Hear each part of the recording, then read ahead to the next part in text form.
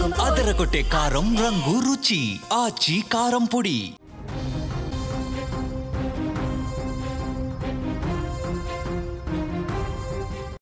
రాష్ట్ర వ్యాప్తంగా తీవ్ర ఉత్కంఠ రేపిన జూబ్లీహిల్స్ శాసనసభ నియోజకవర్గ ఉప ఎన్నిక ఫలితం కాంగ్రెస్ పార్టీ ఒక సరికొత్త జోష్ తీసుకొచ్చింది.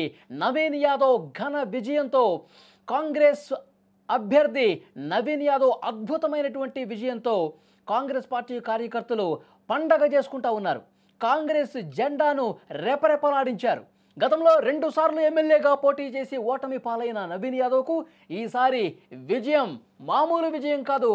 ఒక తిరుగులేని మెజార్టీతో 25,000 ఓట్ల మెజార్టీతో నవీన్ యాదవ్ని ఆశీర్వదించారు జూబ్లీహిల్స్ నియోజకవర్గ ప్రజలు. తెలంగాణ రాష్ట్రం వచ్చిన తర్వాత 2014 అసెంబ్లీ ఎన్నికల్లో మజ్లిస్ తరఫున పోటీ చేసి ఓడిపోయారు. 41,656 ఓట్లు సాధించి 2వ స్థానంతో సరిపెట్టుకున్నారు. 2018లో అసెంబ్లీ ఎన్నికల్లో స్వతంత్ర అభ్యర్థిగా పోటీ చేశారు. కానీ కేవలం 18,817 ఓట్లతో సరిపెట్టుకున్నారు. ఇక 2023 అసెంబ్లీ ఎన్నికల ముందు కాంగ్రెస్ పార్టీలో జాయిన్ అయ్యారు నవీన్ యాదవ్. కానీ పార్టీ టికెట్ ఇవ్వలేదు. ఇటీవల sitting BRS MLA Maganti Gopinath మృతితో ఉప ఎన్నిక అనివార్యమైంది. ఇప్పుడు కాంగ్రెస్ ప్రభుత్వంపై ఉన్నటువంటి సానుకూలత, స్థానికంగా ఆయన చేసినటువంటి కృషి, యువత మద్దతు ఇవన్నీ కూడా కలిసి వచ్చాయి. 3వ ప్రయత్నంలో విజయం సాధించి శాసనసభలో అడుగు పెట్టబోతున్నారు నవీన్ యాదవ్. యువ నాయకుడు, స్థానిక వ్యక్తి అయినటువంటి నవీన్ యాదవ్కు అధికారం కట్టబెట్టడం ద్వారా జూబ్లీహిల్స్ నియోజకవర్గ ప్రజలు ఆయనకు ఒక అద్భుతమైనటువంటి గుర్తుండిపోయే విజయాన్ని అందించారనటంలో ఏమాత్రం సందేహం లేదు. ఈ ఉప ఎన్నిక ఫలితం జూబ్లీహిల్స్లో సుదీర్ఘకాలంగా పాతుకుపోయిన మాగంటి కుటుంబానికి ఒక గట్టి షాక్ తగిలిందని చెప్పాలి. మాగంటి గోపీనాథ్ ఈ స్థానం నుంచి హ్యాట్రిక్ విజయాలు సాధించారు. ఆయన మరణం తర్వాత ఈ ఉప ఎన్నిక బీఆర్ఎస్ తరఫున పోటీ చేసినటువంటి వారి భార్య సునీత ఓటమి చవిచూశారు. వరుసగా 3 విజయాల తర్వాత మాగంటి ఫ్యామిలీకి ఈ నియోజకవర్గంలో తొలి ఓటమి కావటం గమనించాల్సినటువంటి విషయం. ముఖ్యమంత్రి రేవంత్ రెడ్డి నాయకత్వంలో కాంగ్రెస్ పార్టీ సాధించిన విజయాల పరంపరలో జూబ్లీహిల్స్ గెలుపు ఒక మైలురాయిగా నిలవబోతోంది. ఈ ఉప ఎన్నిక ఫలితం కేవలం జూబ్లీహిల్స్కే పరిమితం కాలేదు. రాష్ట్ర వ్యాప్తంగా కాంగ్రెస్ పట్ల ప్రజల్లో పెరుగుతున్నటువంటి విశ్వాసానికి నిదర్శనమని రాజకీయ విశ్లేషకులు కూడా చెప్తా ఉన్నారు.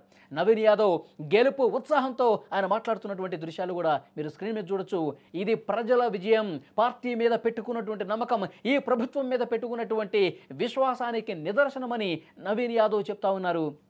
ప్రతి రౌండ్లో కూడా ఆయన కౌంటింగ్ స్టార్ట్ కావడానికి ముందే చెప్పారు, భారీ మెజార్టీ మనకి రాగబోతోంది, నాకు ఆ నమ్మకం ఉంది, ప్రజలు నా పట్ల నమ్మకం చూపించారు. నేను ప్రచారంలో తిరిగినటువంటి ప్రతి ఇంటి దగ్గర కూడా ప్రతి ఒక్క వ్యక్తి కూడా జూబ్లీహిల్స్ నియోజకవర్గంలో ప్రతి ఒక్క ఓటరు కూడా నా ఆత్మవిశ్వాసంతో చూశారు. ఎట్టి పరిస్థితుల్లో విజయం నీదే అని చెప్పి ఆశీస్సులు అందించారు. వాళ్ళు చెప్పింది చెప్పినట్టుగా కాంగ్రెస్ ప్రభుత్వం మీద నమ్మకాన్ని వమ్ము చేయకుండా ఈ విజయం అందించారని చెప్పి నవీన్ యాదవ్ మాట్లాడినటువంటి పరిస్థితి ఉంది. మొత్తానికి తొలి విజయం నవీన్ యాదవ్లో ఒక కొత్త జోష్ని తీసుకొచ్చిందంటలో ఏమాత్రం డౌట్ లేదు. నవీన్ యాదవ్ ఎన్నో సంవత్సరాలుగా వేచి చూసినటువంటి ఉదయం ఇది. 2009 నుంచి మొదలుపెట్టుకుని 2014, 2018, అంతకుముందు 2015 కార్పొరేటర్గా పోటీ చేసిన ఓడిపోయారు. తర్వాత 2023 సంవత్సరంలో ఆయన పోటీ చేయకుండా అజారుద్దీన్ అక్కడ పోటీ చేశారు. కానీ అజారుద్దీన్ కూడా గెలవనటువంటి పరిస్థితి ఉంది. ఇప్పుడు ఈ ఉప ఎన్నిక సందర్భంగా గతంలో ఇన్నిసార్లు పోటీ చేసినటువంటి బీసీ అభ్యర్థి ఈసారి తప్పకుండా గెలుస్తాడు, కాంగ్రెస్ పార్టీ అభ్యర్థిగా నిలబెడితే గెలుస్తాడని చెప్పి రేవంత్ రెడ్డి గారు ఏదైతే నమ్మి ఆయన్ని హైకమాండ్ దగ్గర ఒప్పించి నవీన్ యాదవ్కు టికెట్ ఇప్పించారు. ప్రతిరోజు కూడా పోలింగ్ జరగటానికి 10-15 రోజుల పాటు తీవ్ర కసరత్తు చేశారు. ప్రతి గల్లీలో మంత్రులందరూ తిరిగారు. ప్రభుత్వంలో కీలక పొజిషన్లో ఉన్నటువంటి ప్రతి ఒక్క మంత్రి, కాంగ్రెస్ పార్టీ సీనియర్ నాయకుడు, పిసిసి చీఫ్, గ్రౌండ్లో ఉన్నటువంటి కార్యకర్తలు అందరూ కూడా నవీన్ యాదవ్ గెలుపు కోసం కృషి చేశారు. కాంగ్రెస్ పార్టీ పట్ల ప్రజలు నమ్మకంతో ఉన్నారు అనటానికి ఈ విజయం ఒక గొప్ప నిదర్శనమని చెప్తున్నారు.